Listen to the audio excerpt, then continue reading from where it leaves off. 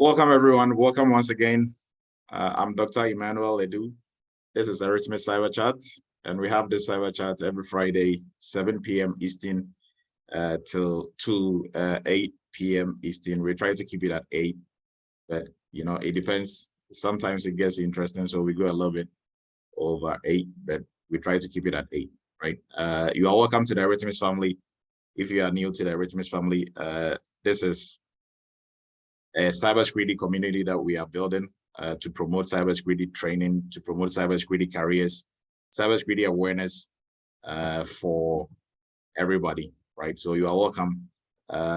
We encourage you to participate in Cyber Chat every week, every Friday at 7 p.m. Eastern, unless otherwise, maybe probably gets canceled. And on YouTube, we post all these Cyber Chats on YouTube, so you'll be able to have access to it even if you miss it. Okay, so please take a look at it on YouTube. Check our YouTube channel out, Eretmis Academy. You'll be able to see any cyber chats that you've missed over the past weeks. Okay, so today we will continue with our GRC series that we started. We will be looking at one of the frameworks, very important frameworks out there. That is MITRE ATTA&K Framework. So we will start with a continuation of our GRC. So let's get started. Right, welcome to Eretmis Academy. Eretmis Academy is where we train cybersecurity professionals. So we are training the cyber security workforce. We have a whole variety of training programs out there.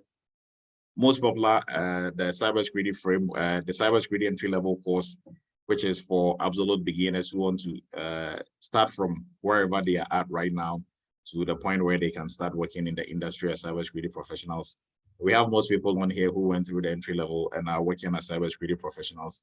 So that is a really great program for anybody with no IT background, no cybersecurity background, if you want to get into the industry, right? And for those already in the industry who want to improve upon their skill sets and learn some new skills and trade, we have our CISSP course, CISA, PCI DSS is also one of the big ones. And for everybody, for our PCI DSS, we have our online courses for both the expert and the specialist. They are both running.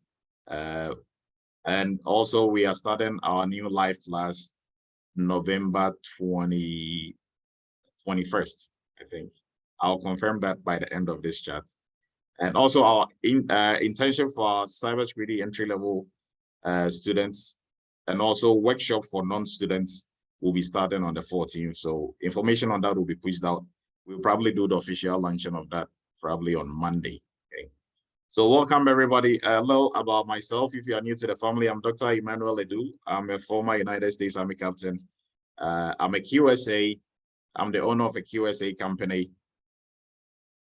I used to instruct at University of Maryland Global Campus and Central Texas College. I'm the founder of Eretmis Academy as well, where we train cybersecurity professionals. Okay, so that is a little about me. You can look me up. And let's begin. So today we are talking about MITRE ATTA&K. That is the framework that we are discussing today. And if you have any contributions, please feel free to drop it in the chat box or raise your virtual hand and we will give you the floor, right? So we are still allowing people in, so please give me a second and we will continue shortly.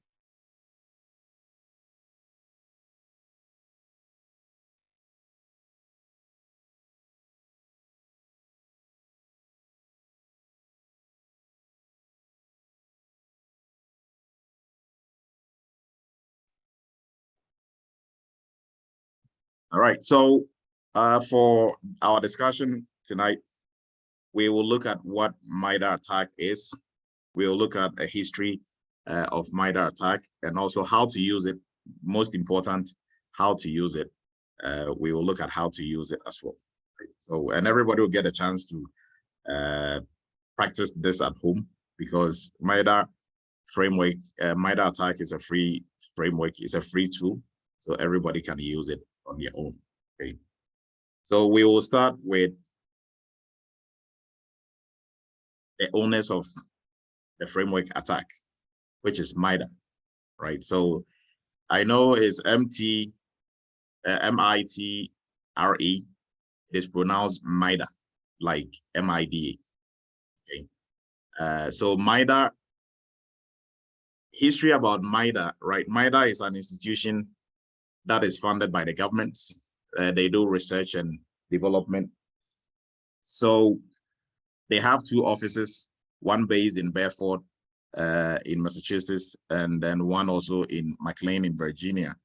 And MITRE actually came out of MIT, that is Massachusetts Institute of Technology, around 1958, right? And the goal behind it was to conduct research to help the government in various departments, right? And they've been doing a great job so far. Now, cybersecurity is part of the catalog of the research that they do, right? And they've worked from aviation to national security, top security projects, and they continue to work with NIST and other government agencies to come up with cool cybersecurity frameworks like ATT&K, right? So MITRE, for a while, you know, people, or even still, people think because MITRE came out of MIT, MITRE means Massachusetts Institute of Technology, Research and Engineering, but that is really not accurate, because MITRE doesn't really mean anything, right? Although they probably stole the MIT at the beginning of it from the origin of the whole company, but the creator or whoever came up with or coined the term MITRE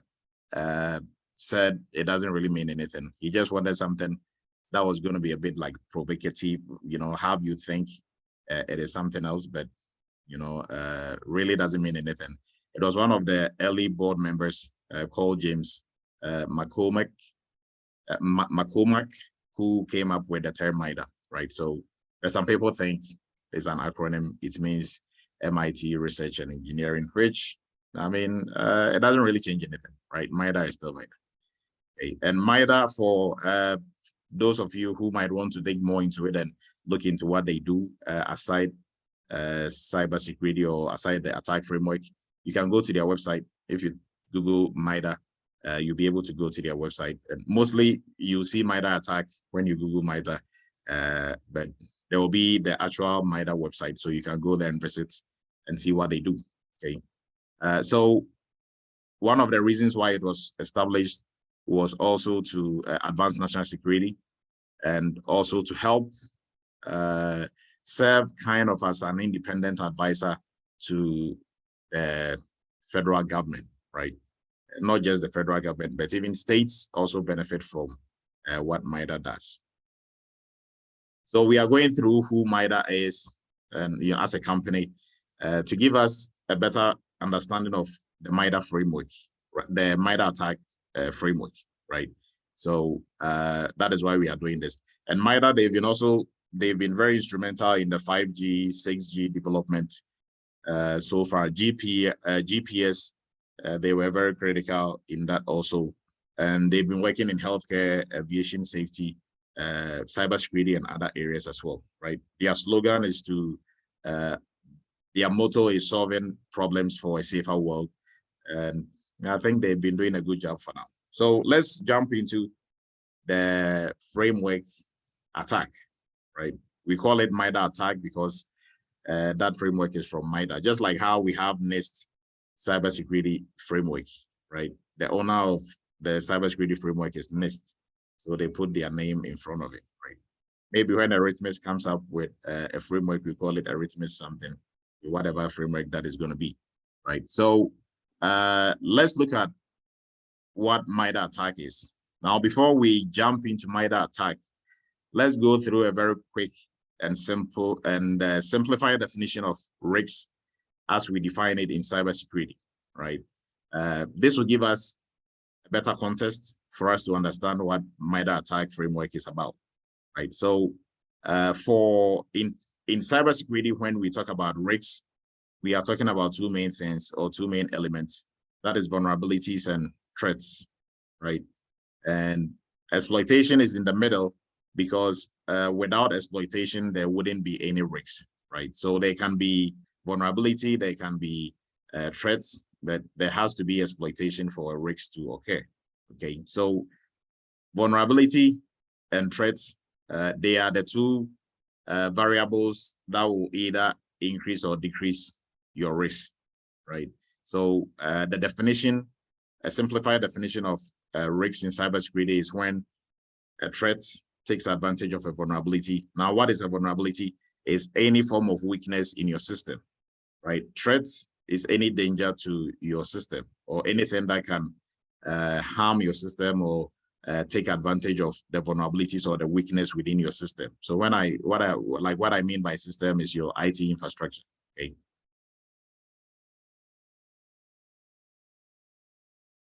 So talking about these two elements, vulnerabilities and threats, they have to be present for risks to be present. And in cybersecurity, everything that anybody is doing and everybody is doing, the main goal is to mitigate risks to a very minimal level that is acceptable by your organization, right? So everything that we are all doing, pen testing, security analysts, name it, blue team, red team, purple team, they have like different color teams. Everything that we're doing, bottom line is to reduce risks, right? So, and we can really break down risks to these two items, vulnerabilities and threats, right? Now, between the vulnerabilities and threats, which of these can we control? So as an organization, can we control vulnerabilities or can we control threats? Like, what is the easiest way for us to reduce our risks? We have to first identify which of these elements in the equation that we can control, right? And just looking at it, we can only control vulnerabilities or we can control the weaknesses within our system, right? So try as much as possible to reduce the weaknesses to a very minimal. That way, even if a threat is supposed to take advantage of it, the after effects or the risks that will be associated in this scenario wouldn't be as great, and the company will still be able to move on and work as if nothing happened, right? So we can only control our vulnerabilities. We cannot control threats because you don't know what an attacker is going to do, where they are going to attack you from, when they are going to attack you, right? But if we identify a vulnerability within our system, we can work on reducing the vulnerability or, totally eliminating the vulnerability, right? So for the longest, everything that we've been doing in cybersecurity up until around maybe 2015 was when MITRE ATTA&K was officially open to the public. Until then, around 2013 was when they started it internally for MITRE. But up until then, up until 2015 or let's say 13, mostly when it comes to risks or when it comes to cybersecurity in general, reducing risks, what we did was focus more on the vulnerability side because that is what we can control, right?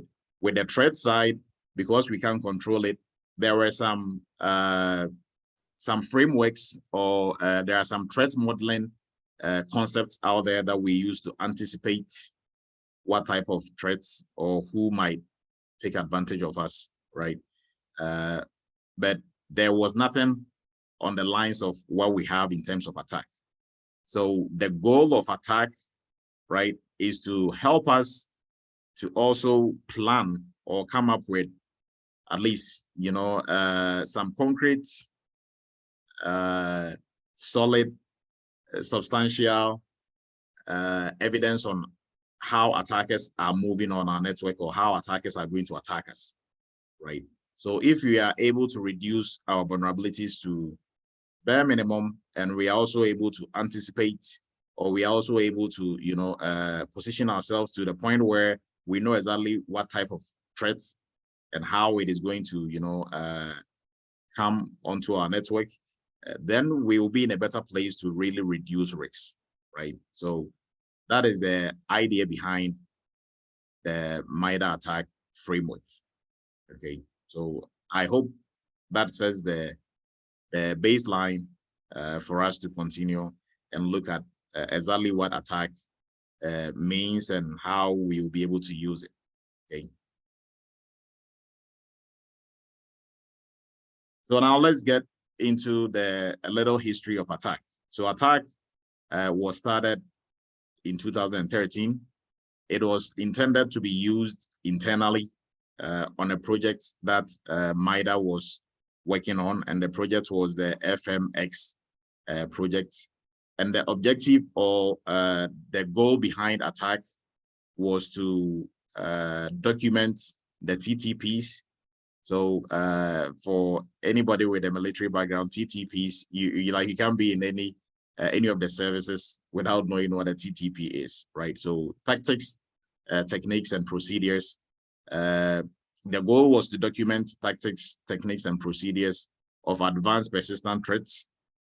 And I'll just take like a minute and explain advanced persistent threats. APT, most people on this call should know APT, right? If you don't, they are hackers who are very resourceful and very skilled. And most often they are sponsored by government entities, right? So they have unlimited resources when it comes to knowledge and when it comes to just infrastructure, the technology. So it's very easy for them to attack a whole nation, sit on your network without you knowing they are there. They can sit on your network for years, right? I think last 2 years, Department of Defense for the United States reported that an attacker or APTs were able to get onto their network, and they detected it after 12 months, after 6 months, right? That was what they reported, right? Because they could only trace it back to 6 months. But what if they were there for a year or two and they didn't know and they couldn't trace it back? So APTs, they are very dangerous hackers. So, and they are the ones who can cause very, huge problems for your organization or for a nation. So MITRE started ATT&K to be able to document how APTs or how these sophisticated hackers move on our networks, right? So in terms of the tactics they are using, the techniques, and also the procedures they are using.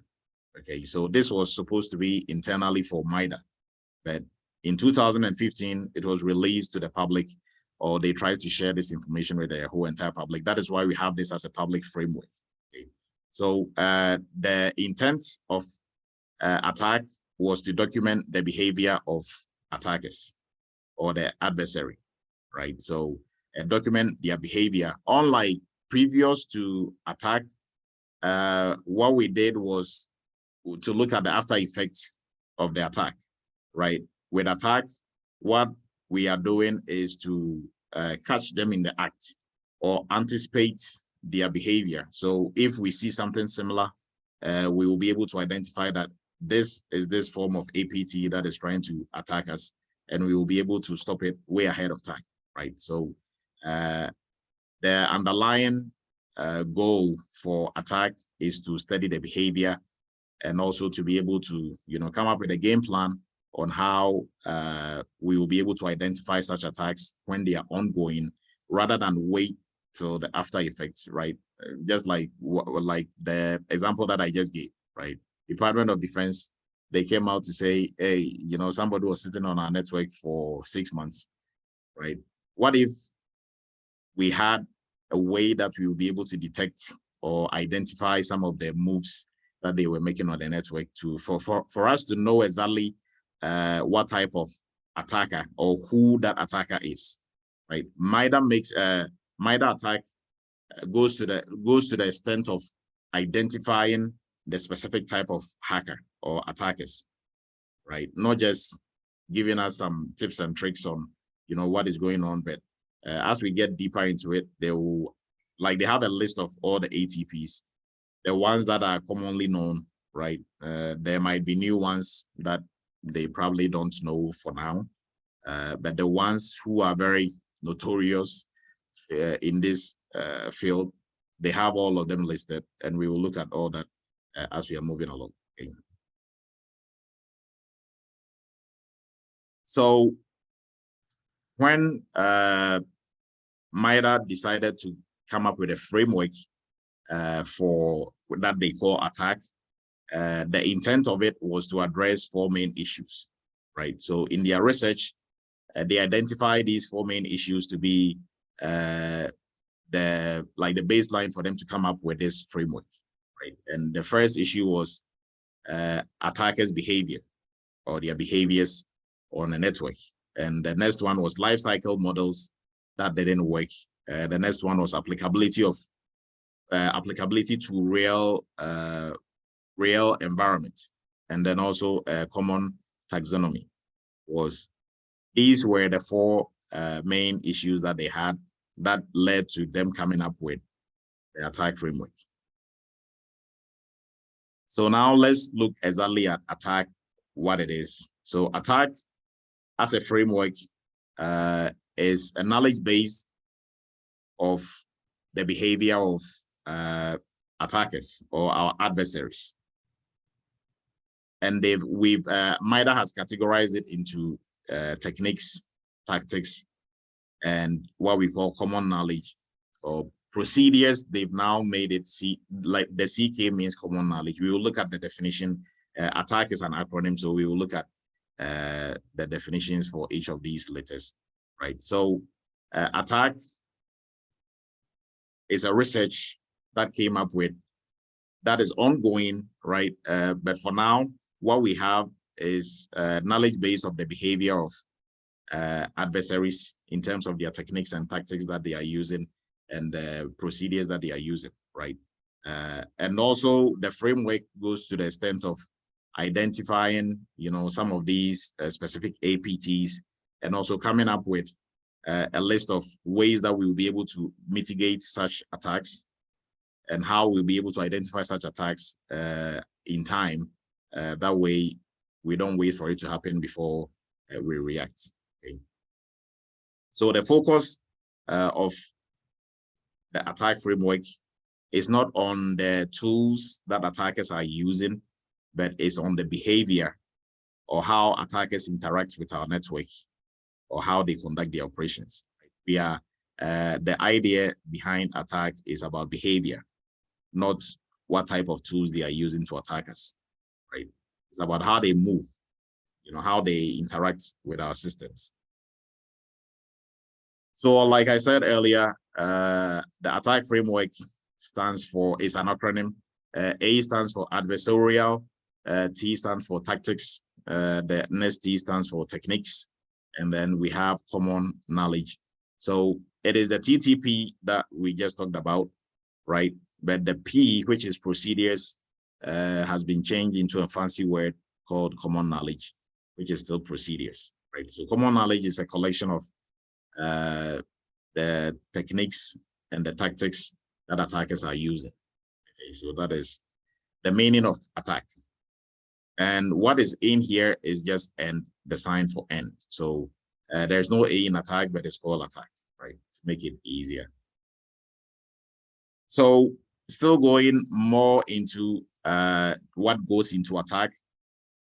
So MITRE, what they did was they grouped the behavior of attackers or our adversary into tactics and techniques, right? So we will see that, or we will look into the definition of tactics in this context and also techniques in this context. But tactics, they are the tactical objective of our attackers, or the why behind what they do, right? And we have techniques. So techniques are ways that they are able to execute the tactical objective that they have. Okay, this is kind of sounding a little bit in my head like an army briefing, right? An up order. But any which ways, let's go on. So let's look at the definition for tactics, techniques. So tactics, like I said earlier, is the why of our adversary or of our attacker or the hacker, right? And the techniques are the how. So how are we executing the tactics? So that is all of it is just identifying the behavior, helping us to identify the behavior of attackers, right? So under each tactics, there is a whole list of techniques that they can use to achieve, the why. And we will look at the metrics, the MITRE metrics, and we will be able to have a better understanding of what all this is about. Okay. And sometimes the technique can also represent the what. Okay. All right. So we are not going to go into this example. When we actually start looking at the metrics, we will have a better understanding of what I'm talking about here. Now let's look at the attack metrics. So attack as a framework, MITRE did a really good job. They came up with very simplified metrics to make it easy for everybody to use and to work with, right? And the metrics shows the relationship between tactics, that is the why, and techniques, that is the how, okay? So the why is the reason behind, or the why for an attacker, why they want to attack you, or like what they are trying to get to, right? So if the attacker is trying to steal your credentials, what are they going to use it for? And when we come to techniques, they have so many techniques of stealing your credential, right? Or the credentials on your system, right? So the why is to steal it, but steal it for what? They have a reason for stealing it. The techniques that they are going to use, they can use brute force, they can use command injection, like they can use so many variety of attacks. To the end goal is to get your credentials. So just simply break into your system and get into your steal your credentials, right? So the attack metrics will help us to align tactics and techniques, and we will have a better understanding of what is going on. So the example here too, I'm not going to really go much into it. It will make it too technical in some certain way. So we are just going to look at the metrics in real time, and we'll be able to understand and break it down even further for everybody to understand, right? So this is how the metrics looks like. We are going to look at the real one, not the picture version.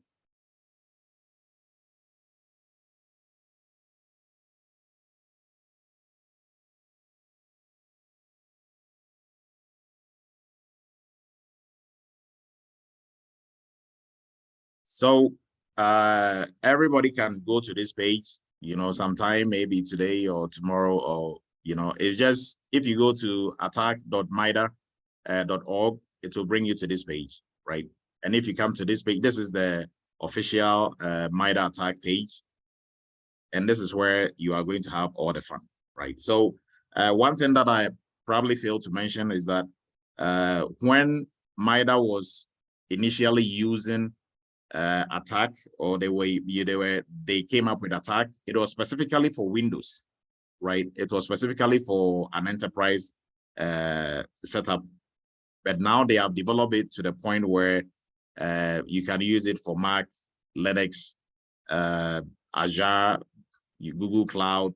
You can use it for Microsoft Office. You can, so for so many different platforms. Okay, so we will look at just, so they have enterprise, Windows, Linux, all these cloud services, all these here. So this is the metrics, and the metrics, we are looking at the enterprise metrics. So they are metrics for Mac OS, Linux. So we are going to have a better understanding of MITRE attack framework. Okay. So these are the tactics. So recon, resource development, initial access, execution, persistence, privilege escalation, defense, evasion, credential access, and the list goes on. I think I should be able to scroll down here. Okay, right there. So this is a bit long.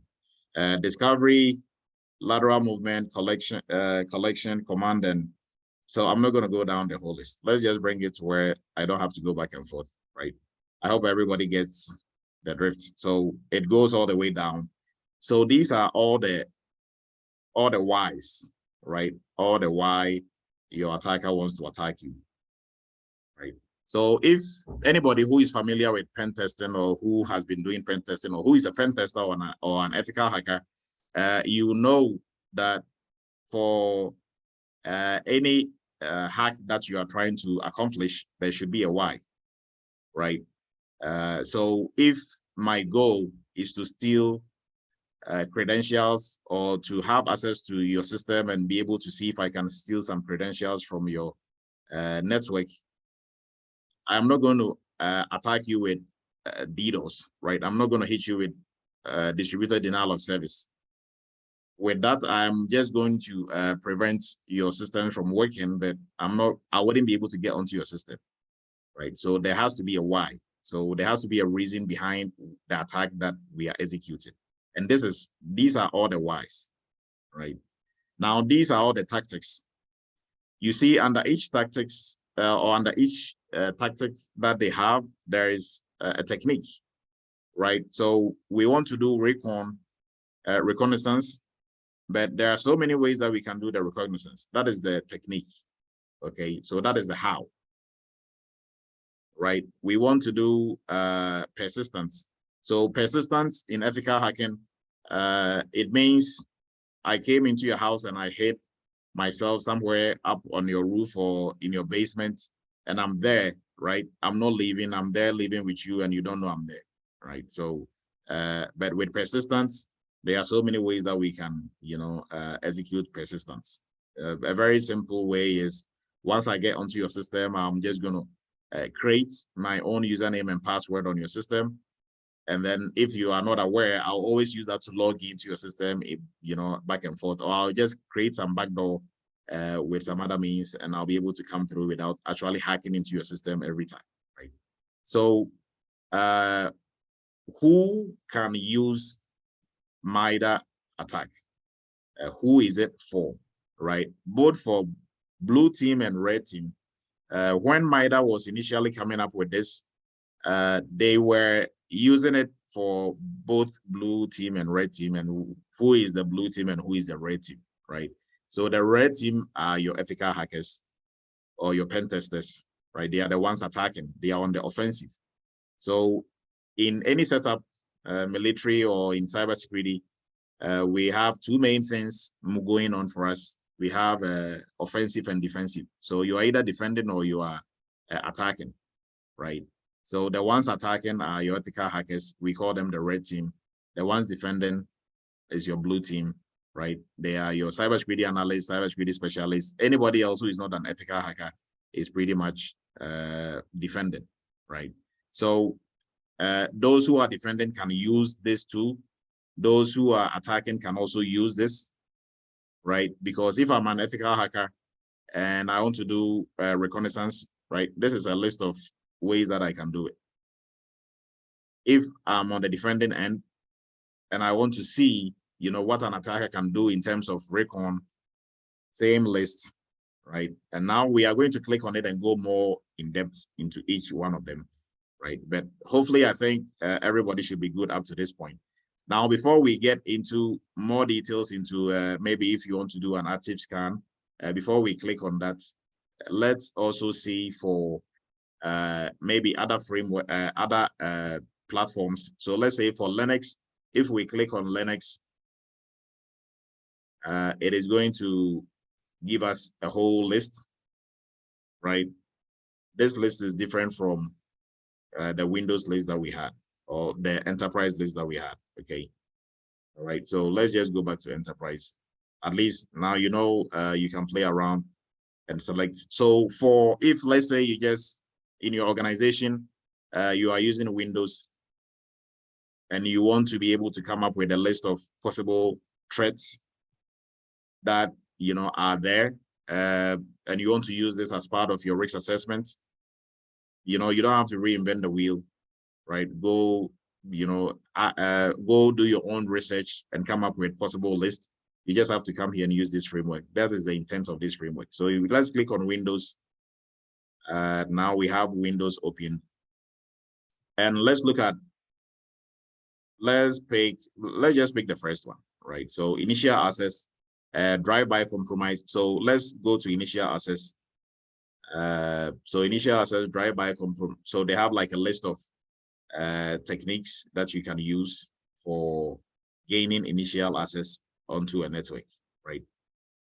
The first portion will explain, and the best part about this is it explains everything, you know, for you to be able to understand. So you can read about initial access, what it's all about if you are not familiar with it.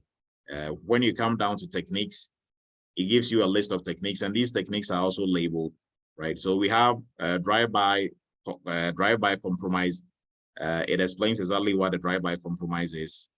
And when we click on drive-by compromise, let's see something. So I think for everybody who went through our internship, you know how to use this tool already, right?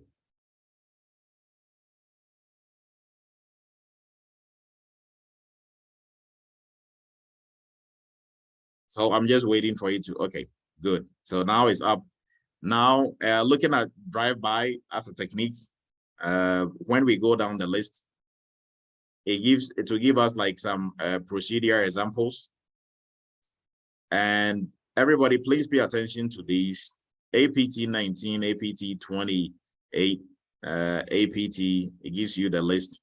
So I will talk about that, but let's just go down and I'll show you what I want to show you. The most important part about this whole thing is mitigations, right? These are, this is one of the ways an attacker can, you know, gain an initial access onto your network. How do you prevent it? For the blue team, this is the most important. So when you are using this, this is the most important. For anybody doing analysis, anybody doing rigs, whatever, anybody doing anything aside being a pen tester or being on the red team, this is where you make your money, right? So it gives you exactly how to do mitigation. You know, it gives you exactly how to do mitigation. Also, most important, detection. How do you detect this? It also explains everything and gives you exactly how you are going to detect this, right?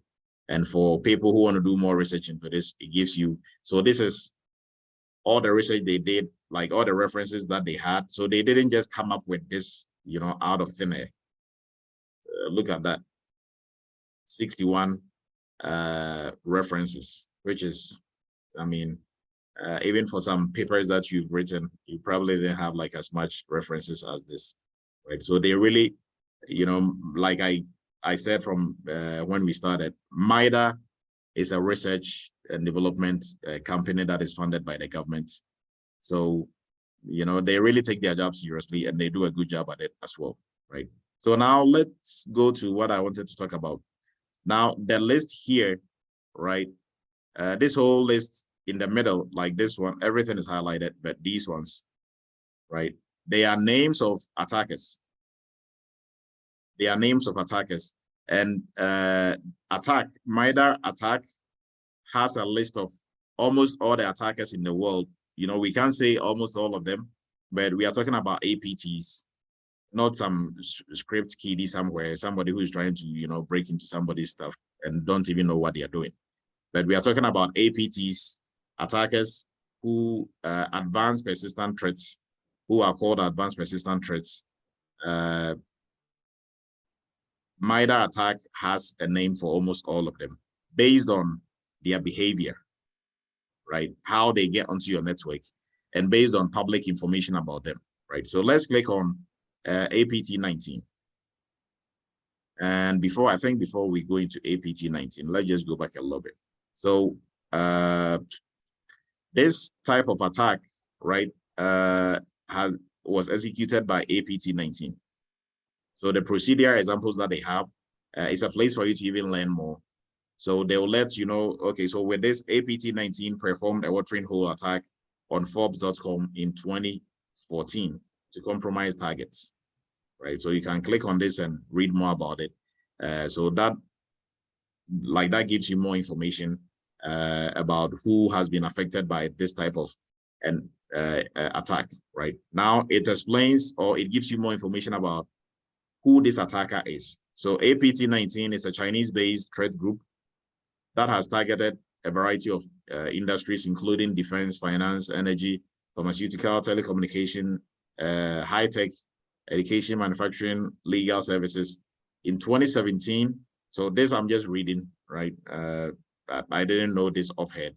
So in 2017, a phishing campaign was used to target 7 law and investment firms some analysts track APT19 and Deep Panda as the same group, but it's unclear from open source information if the groups are the same, right?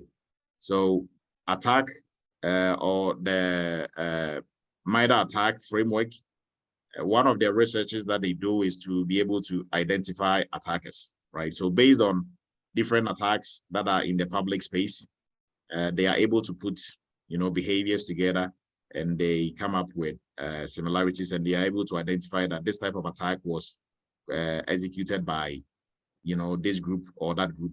So they don't specifically know the name. They just came up with the name APT19. So they have APT1, 2. I don't know where that ends, right? So APT1, 2, 3.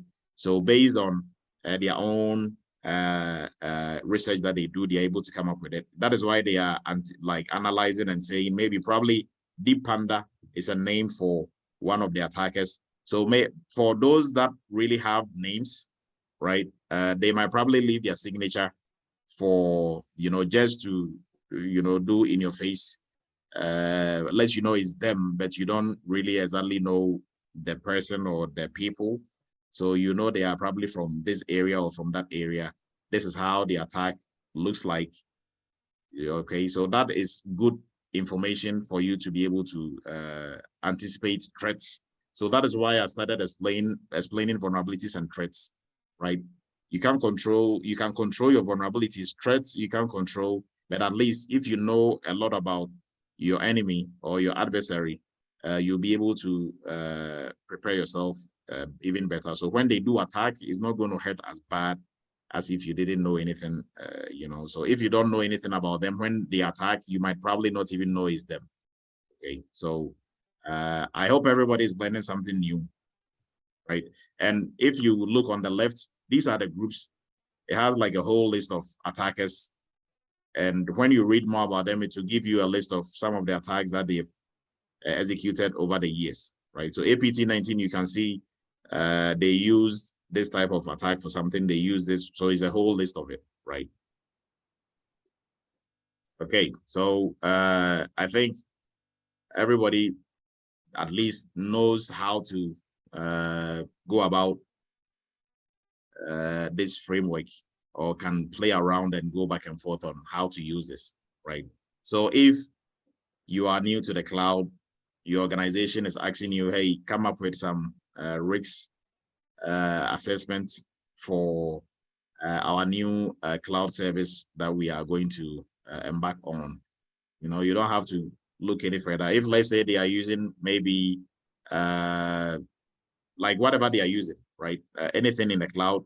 So far, what they have is they have Office 360, they have Azure Active Directory, Google Workspace. So if you are lucky enough, maybe probably they want you to do a risk assessment for Google Workplace. So like I explained earlier, with risks, we are looking at vulnerabilities and threats, right? So at least on the threat side, you'll be able to come up with a good game plan. And even this will also help you to identify some vulnerabilities as well, okay? So you just have to go to Google Workspace, then you'll be able to use this, go back and forth, and pick and choose which ones, and then go into it and learn some more, okay? So we are going to end here today for what we are discussing. If there are any questions, you can bring it up. Next week, we might probably do maybe part 2 of attack, but that is still in the air. We might, or we might move on to a different framework, maybe probably HIPAA or some other framework, okay? But I hope everybody learned something new today. Even if you're familiar with MITRE ATTA&K, at least now you know more than you knew. So, which is the intent of this chat every Friday. So, any questions for the group? Somebody put in the PCI DSS framework, or you want to like you want us to discuss? I think we've discussed PCI DSS extensively on there. So please check our YouTube channel if you haven't. There's a lot of good info on there. I have a question. Go ahead, please. Actually, so MITRE ATTA&K is used across all industry, right? Doesn't have to be government or private. It's just say an authority on, it's just an authority that can be used by both the private and the government sector. Is that accurate? Yes, yes. Everybody uses it, right? So it's not restricted to the corporate side or the government side, but it's the government who funds MITRE. So. Okay. And is there a level of threat, like on the spectrum or like a pyramid, like where it's like maybe TTP is the highest threat ever an organization can face, and then perhaps whatever that you've discussed, is there a level of threat that, and then mitigation that you need to use a set of mitigations to use to address those threats, or it doesn't matter, just pick and choose whichever to, you know, to address those threats? Okay, so when we talk about threats and vulnerabilities, our end goal is risks, doing an assessment on risks, right? Yeah. None of those, either risks, threats, vulnerabilities, none of those are set in stone. So you cannot say this is like the highest threats you can ever encounter, or this is like the like your biggest vulnerability, right? Because in cybersecurity, there's something called zero-day vulnerability. That is vulnerability unknown to everybody. So that is why there's nothing like zero threat, zero risks. Risks can never be zero because there are so many unknowns. With threats, you don't know who has been sponsored by another government to come and do what. So if you hide behind this false hope that we've done everything that we're supposed to be doing, like there's no bigger gun than what we've anticipated, you'll be taking, you'll be on the surprising end because you don't know who is coming to get you at what time. It's just like walking down the street of your town or your city, right? What are the odds that somebody might just pop up from nowhere in a suit and just slap you on the head and start running away? I mean, that doesn't sound like a likely threat, right? But, it could. Somebody just rented a van, I think like early this year, almost like a 60-year-old man rented a van from Delaware, drove all the way to New York, got on the subway, brought out a gun and then started shooting people on the subway.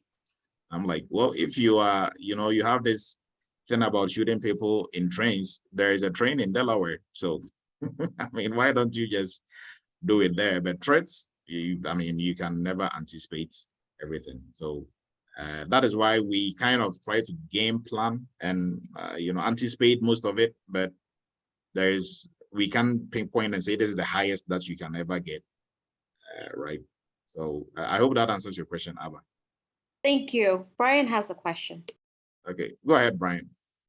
Yes, sir. I wanted to know, is this framework also used when you're doing PCI compliance? Would you use this framework when you're going through the compliance with a company? Or is this just for cyber analysts? Yeah, this is a general framework, right? With PCI, you just stick with everything that is within PCI. But I can assure you, during the coming up with PCI framework, the makers of the framework, they probably stole something from MITRE ATTA&K. And they probably stole something from NIST 853. Probably stole something from CIS controls. Control. Yeah, they all steal a little bit from each other. So, but if you are working with HIPAA, stick with HIPAA, right? This is a general framework that you can use, right? But in order not to confuse yourself, I mean, if you are working with PCI, there is a lot to cover anyways. If you are working with HIPAA, there is a lot to cover within that framework. So why, stretch yourself out to add something to it that might not help you to pass your compliance, right? So just stick with what they are looking for, right? Thank you. All right. Arwini, please go ahead. Yeah, I want to find out, is it possible to use more than one framework for an organization? If you have not been given the specific framework, do you have to assess the infrastructure in the organizations before you choose the framework, or you look at the framework which is applicable before you choose it to use for risk analysis? Okay, so you mean for best cybersecurity practices within your organization? Yeah, within the organization. So Do you look at the infrastructure before you choose, or you just decide to go by a specific framework which will be applicable to the organization? okay, so based on what you want to do, right? So if you are looking at best practices, you want to use a framework that is very holistic, that is going to touch on all the areas that you want it to touch on. Okay. So if you just take MITRE ATTA&K, MITRE ATTA&K focuses on threats, like what threats are out there, what threats can affect you in this way or that way. MITRE ATTA&K is not going to tell you to do an inventory of your assets and do a baseline and none of that. But if you take a framework like CIS controls, it is holistic, it will touch on everything. If you take a framework like NIST cybersecurity framework, it's going to touch on everything, right? So you have to pick and choose, which frameworks are going to help you achieve what you want to achieve. So, but if we are talking about frameworks that it's not nice to have, but you have to, like PCI, HIPAA, FEPA, FESMA, right? Those ones, there are no ways around it. You have to, use it, right? And also asking about aside just best practices, can an organization be liable for PCI, HIPAA, let's say like maybe FEPA, right? Like, is it possible for an organization to go through all that, or have to, or must, comply with PCI, HIPAA? Let's just say these two. Yes, it is possible, right? Because if the organization is accepting, transmitting, processing, or storing credit card information, they have to stay in compliance with PCI. Now, if it is a health, if this organization is doing anything in the health sector, they have to stay in compliance with HIPAA, right? If it's a government organization, they have to stay in compliance with RMF and also CESF and FESMA, right? So depending on where you find yourself, you might be, intertwined with 4 or 5 frameworks. But if it's just, you don't have to comply with anything that is mandatory, but you just need best practices, then just, very simple rule of thumb, just go with the ones that are general. ISO. So ISO is kind of like the god in frameworks.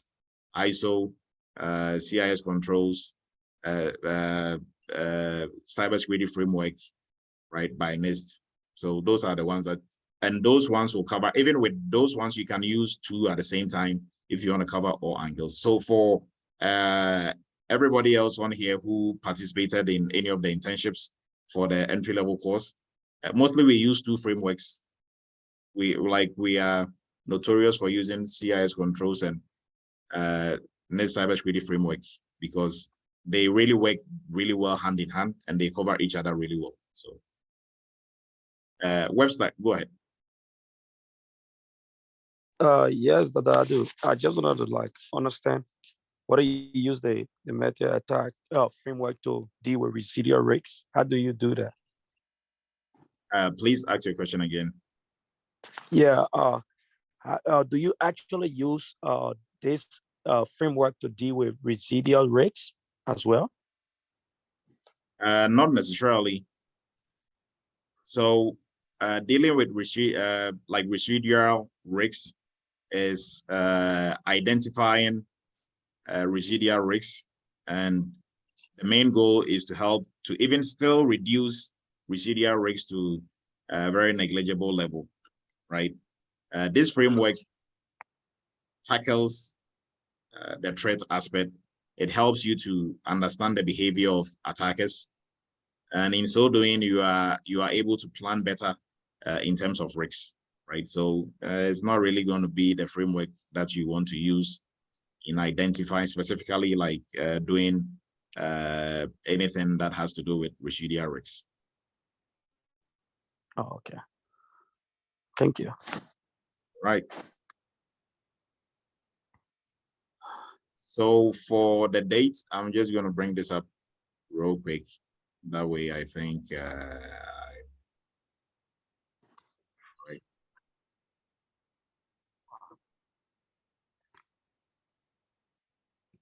Okay, so for the new PCI class, the date is 21st, and for the workshop / internship, the date is 14th. Go ahead, Randy.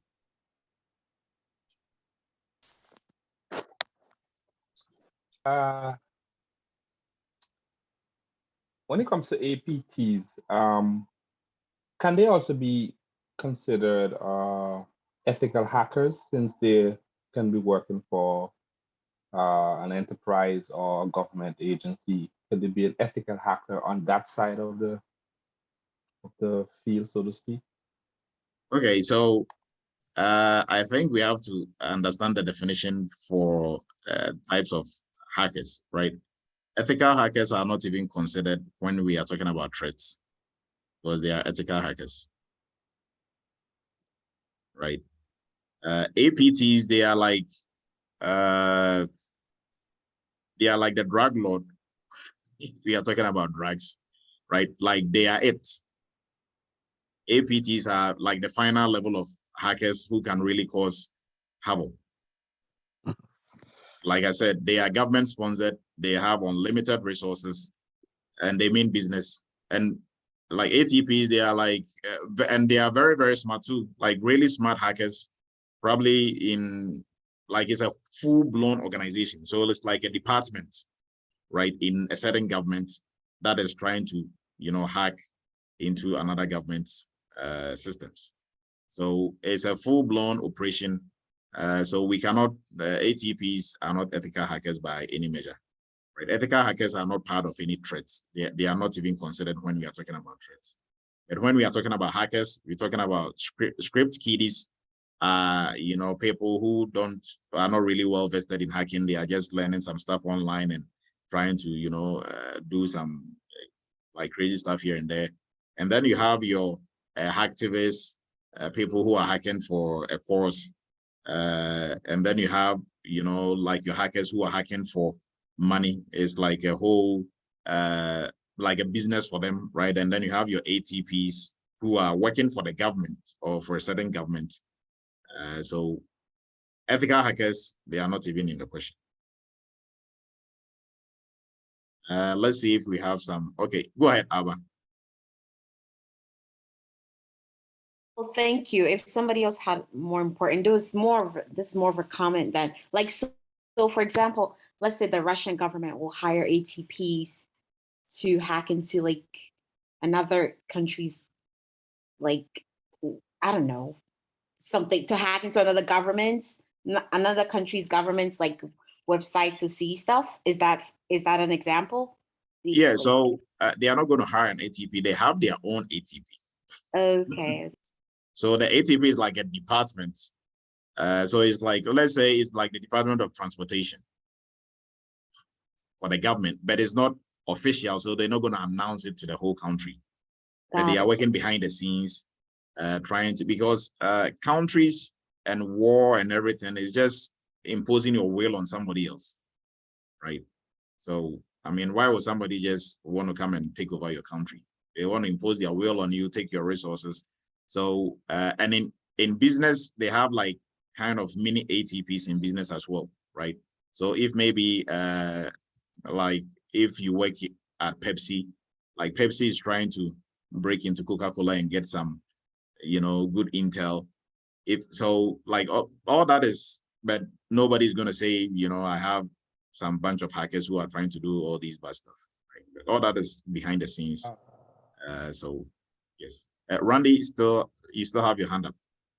Sorry, that was just, I think your second part of your answer answered my follow-up question, which was, does other enterprises, like you mentioned Pepsi and maybe Amazon, who would be a big player against a company like AliExpress or stuff like that. So they would probably have their ATPs as well. Yeah, I mean, but for hackers who work for organizations, or we don't necessarily call them ATPs because they are not at that sophisticated level, right? So we don't necessarily call them ATPs. ATPs are mainly for government, right? And they are huge. They are not, even if they are not working for the government directly, they are funded by the government or by a huge corporation that can act like a government. An example, Amazon. Amazon is more than a government, right? So if Amazon is, funding a group of hackers to cause problems, I mean, you better know they have it coming. Right, so I think there's a question in the chat. We will look at that briefly and then we will end here. So Mariam, my question is not related to current topic. I mean, the partnership program and in one of the training programs, how can I participate in those programs? Yes, Mariam, I don't know if you missed the 2 meetings that we've had in the PCI partnership program, but they are all recorded and they are posted in the Slack. So if you are not on any of those platforms, please, you know where to find us. Send us an email and we will fix that. Okay. All right. So we will look at Kwame, and then I think Randy is still from, when you had your hand up last, so I'm going to lower your hand. Okay. Randy did lower his hand. Kwame, please go ahead.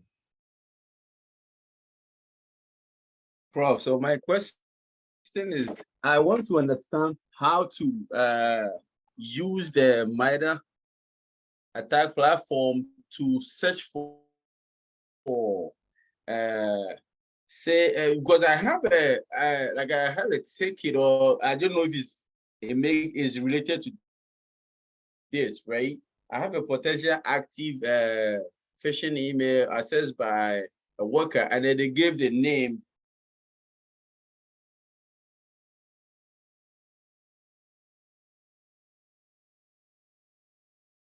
Oh, you are muted, Kwame. Of I put in the sender's name in the chat, and I want to know, is it possible if you get something like this, you could go to the MITRE site and then maybe type in this, and then it will give information about what group of people or what code they are using? Was that no, so like the list of attackers on the MITRE's site, they don't have specific email addresses or specific names. They just study the behavior of the attacks that are being executed in a certain way, and then they will target as maybe APT1 or APT2, right? And not just the attack that is going on. They do, they dig deep, because they also work on the security side. So they dig deep into what is going on that side, and they are able to label it, at APT1 or APT2. Now, granted, maybe behind the scenes, they might have more specific details, which they might not want to put it out there, right, for security reasons. So, but if you have an email of supposedly or like a potential attacker, I don't think with your email, you'll be able to find them on that site. With that email, what you can do is do your own research. You probably use Google. So mostly if you want to, check this out, you can easily Google them, because if they have any social media handle, they are probably using maybe this email, right? So you can do your own little research and find out who that might possibly be. So I hope that answers your question. On the MITRE ATTA&K sites, you wouldn't be able to find people with specific email addresses. okay? Thank you, sir. Yeah. All right, let's look into the chat and Okay, so Isaac was just speaking about what Kwame just posted in there. All right, everybody. So Monday we will do the official launching of the new internship/workshop. All right. So for anybody on here who wants to participate in it, who is not a student in either the CISSP or the entry-level class, we'll still give you the opportunity to get in, but at a fee. I think our last internship group / workshop, we had almost like half of the class wasn't from us, from Eretmis internal. They were from outside. And also for our PCI partnership program, we've started that already. It is rolling. For our group coaching, for everybody who is on here, I'll encourage, if you're not part of the group coaching, please do join. Please do join. It is really going to help. It's like an extension of the internship / workshop that we've been doing, right? So now you have more time to work on real world projects at almost like nothing fee. Okay, so, and also I'm really big about networking and building the community. So you can network with people if you are applying for jobs or whatnot. Maybe they might have an opening in their workplace, because most of these people on there, some are working in cybersecurity already. So you can pick their brains on, you know, what they are doing and all that. Okay, so I appreciate everybody's time. You know where to find me. Have a great weekend. I think there is some, how can you join the group? Oh, okay. So the coaching, we are going to put in there an email right now in the chat. If you want to join any of the programs and you are not directly on any of our platforms, you can send an email to service, not service@yahoo. Please pardon my French. Service@Eretmis or David@Eretmis.